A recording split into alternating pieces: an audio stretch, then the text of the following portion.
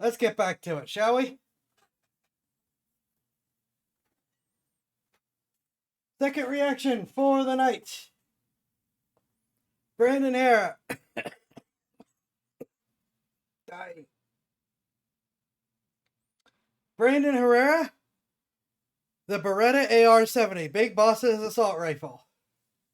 Also, I'm seeing the civilian PDW considerations. I want to watch that, but that's an hour.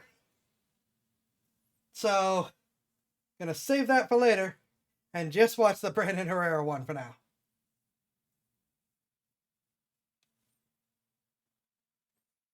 But I do want to have a look at that.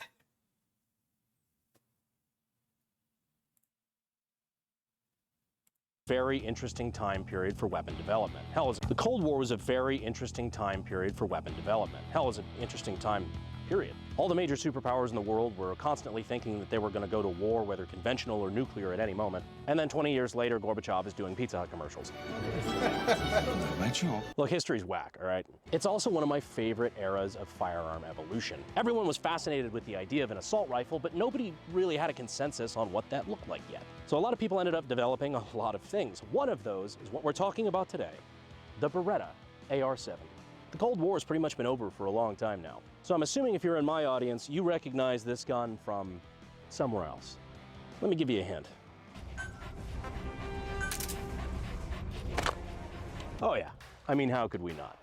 Yes, the Beretta AR-70 was also the basis for the standard assault rifle in Metal Gear Solid 5 Phantom Pain. So in the words of both Snake and the Mujahideen, let's go schwack some Russians in Afghanistan.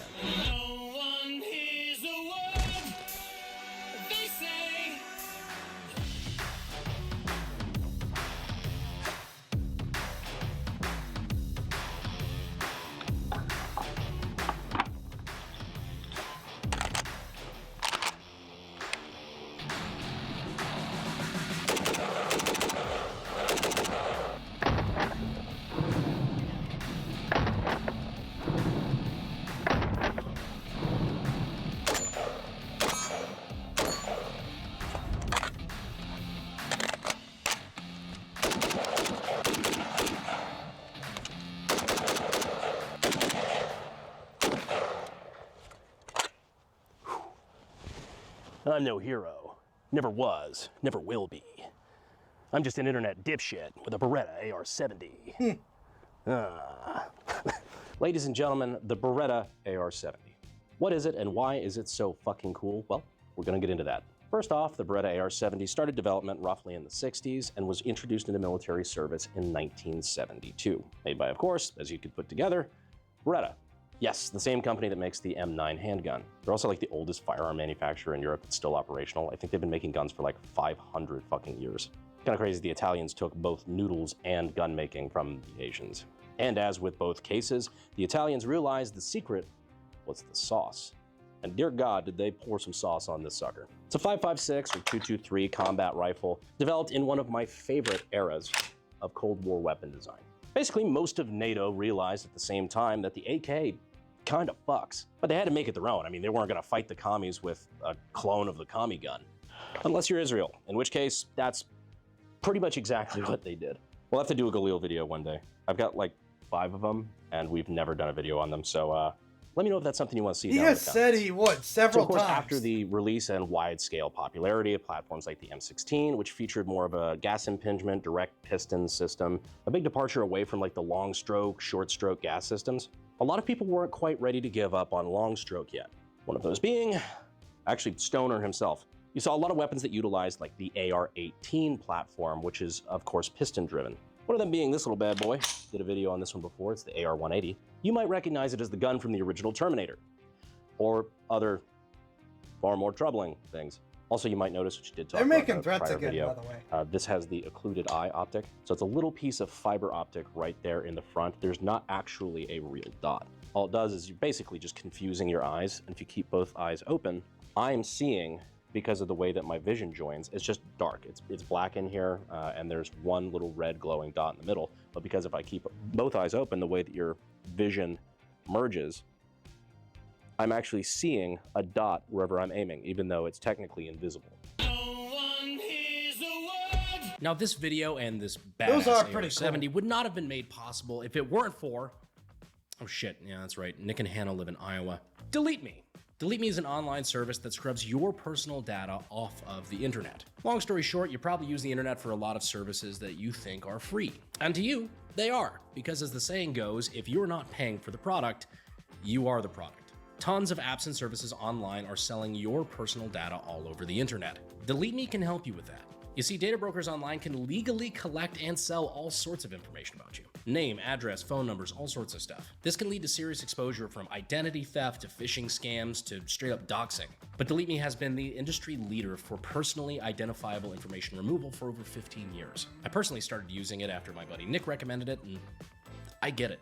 Delete Me continuously removes your personal information from the internet using their own services, and they don't outsource, meaning that your data always stays safe. And right now you can get 20% off of Delete Me consumer plans by going to joindeleteme.com/Herrera. Use code Herrera at checkout or use the QR code on screen. That's joindeleteme.com/Herrera, code Herrera. We appreciate Delete Me for making this video possible.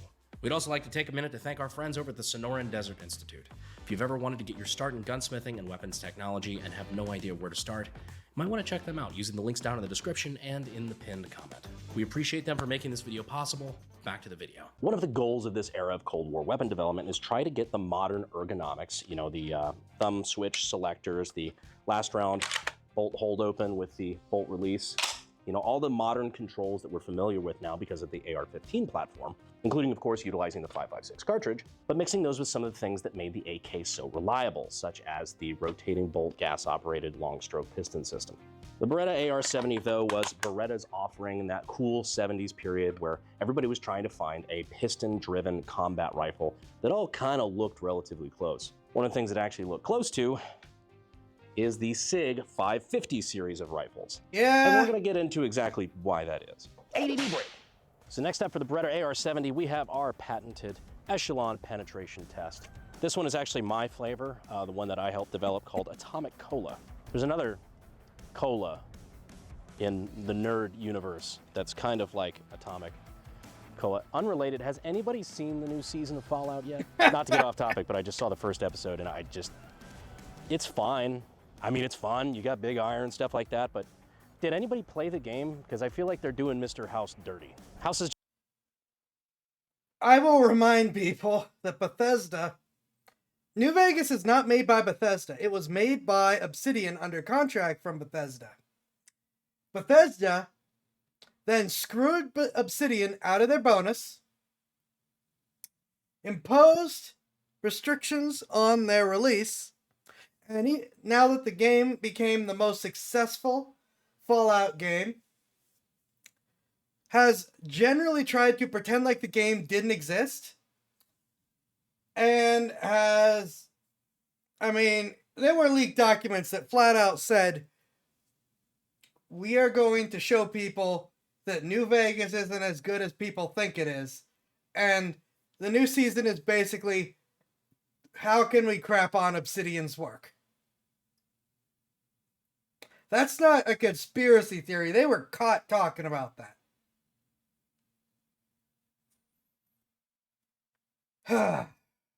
just such a cool character, and he's just being castrated because the writers can't get over their billionaire hate, you know, while writing for a company that is owned by one of the world's biggest billionaires. I'm just gonna funnel all my frustrations into the Echelon. Leave my fucking childhood alone.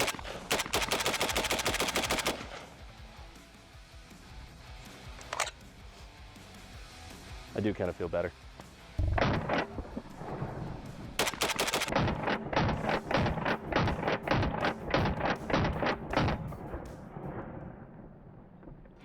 All right, so basic ergonomics, just in case you ever find yourself with one of these. Legendary loot crate pull, by the way. Magazine is 5.56, but it's a rock and lock, AK style. So you got this big lever right here in front of the trigger guard. We'll say very easy, very smooth. I was joking about this earlier. I'm like, why is it that every platform that tries to do the rock and lock besides the AK is better at it than the AK? Big paddle, just very easy to get it in and out. Very easy to index. Not using slave labor to make it certainly helps. I feel like you could reload that pretty fast. Most of the time. Charging handle is, of course, on the right side. You got your little dust cover that drops down, and when you push the, pull the bolt carrier back. That automatically pops open, same as if you fire it. Bolt release is on the driver's side of the gun, same place as an AR-15. Drops it forward like so. And your fire selector is now down here. Typical place, just like an AR-15, although it is weirdly reversed. So going down is safety and going up is fire. Which is a bit counterintuitive, but you know, it's the Italians. Water flushes backwards there or something. I can already see the comments. No, that's Australia. You may have noticed, as with a couple range days before, our steel targets behind me, we have a circular target, just like a gong, and then we have a steel coyote. But frankly, if we're choosing hunting targets to make out of steel, I would prefer metal deer. So in my opinion, one of the more interesting things about this gun is not necessarily the gun itself, but its relation to a weapon system you're probably more familiar with, which is the SIG 550 series of rifles. On top of them both just being fucking hot. No, there's a reason for their similarities, and if you don't think they look similar enough as is, maybe this photo will change your mind.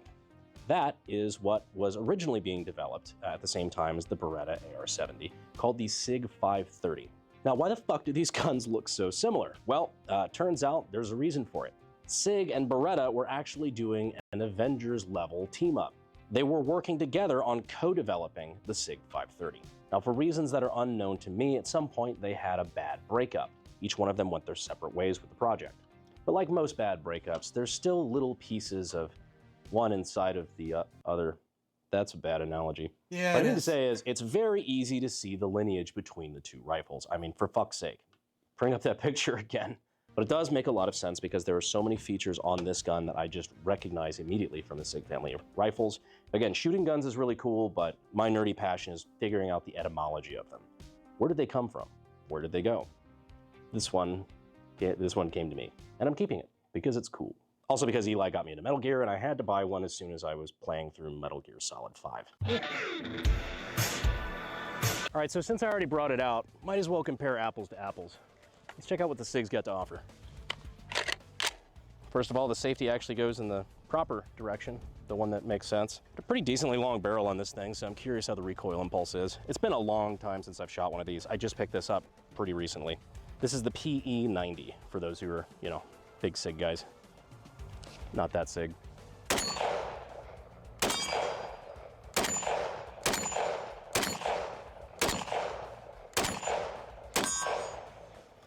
That is an incredibly gentle recoil impulse. Yeah, dear God.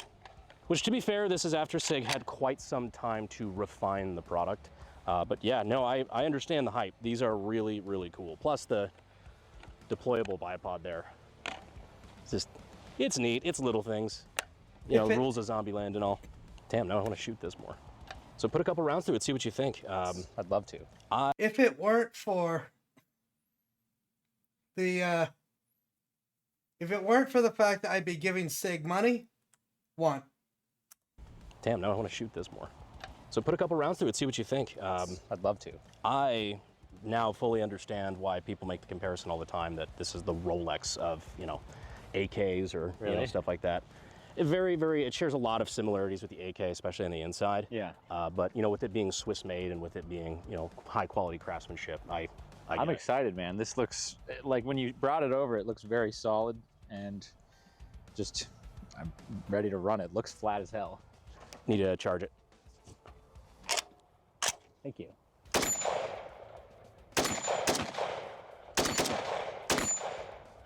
Woo! Baby! Soft shooting, isn't it? Yeah. You just want to keep pulling the trigger.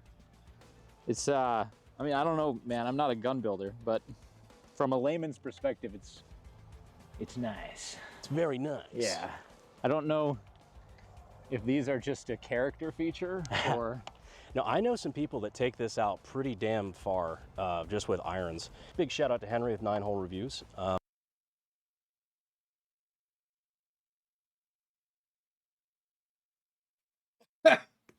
Pros have to go off on any tangents with us tonight, right? Of course not. The M14 wouldn't last long as a primary service weapon of the U.S. military. Enter Eugene's. But yeah, no. Oh, did he take one of these out pretty far? Oh yeah, he loves those things, man. Okay. And he'll take them out to pretty good distance and make repeatable hits. It's got the collapsing buttstock too, just in case you want to get in close. Yeah, exactly. I like to CQB use- with your DMR. That's right. I like to use the bipod, close the buttstock, and just reach out like 1,000 yards. It's just one of the things we do around here. You know, little things. Well, thanks for letting me try it, man. No, of course, buddy. What a nice piece.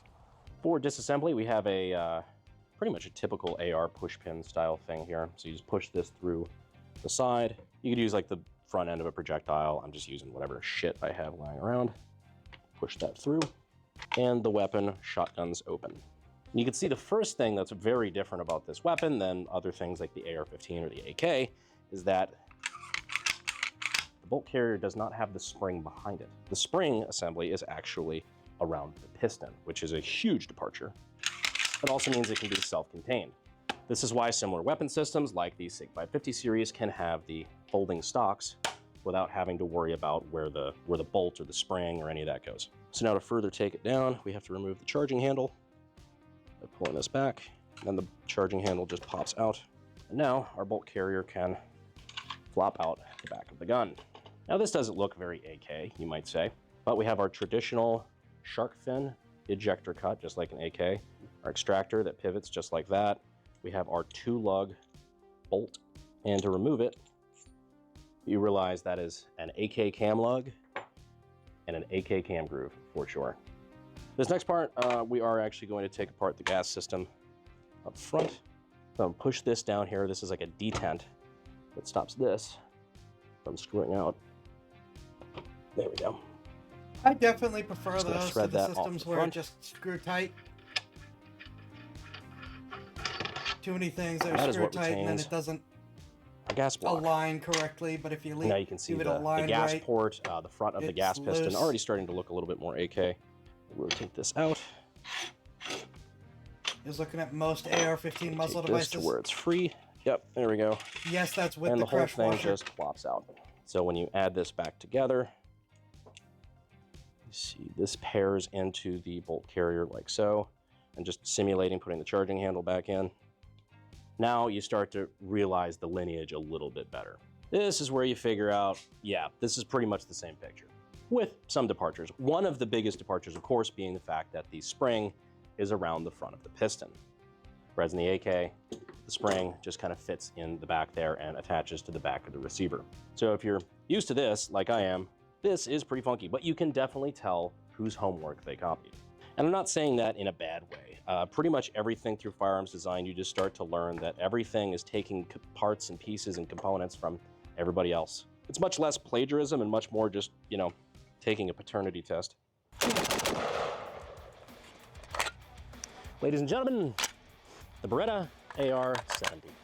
Just a neat little piece of history. I know that I say that all the time, but man, it really is. Just being able to look into what made this gun, not only what makes it work, but the backstory behind it, I think that's cool. And on top of that, it's just fun for fellow nerds like me and like you. I know who you are. Anyhow, I got more work to get back to. I just wanted to take a minute to show you what was one of the cooler guns I picked up in the last couple weeks. Was not the only one. I got some really cool stuff to show you guys pretty soon, but I probably won't see you until then, so I just wanted to say Merry Christmas, and I will see you sexy YouTube mother lovers. in Remember the what I next said video. about the Thompson? Thanks. Voice crack. It is very nice though. Don't have a lot to say about that, but it's very nice.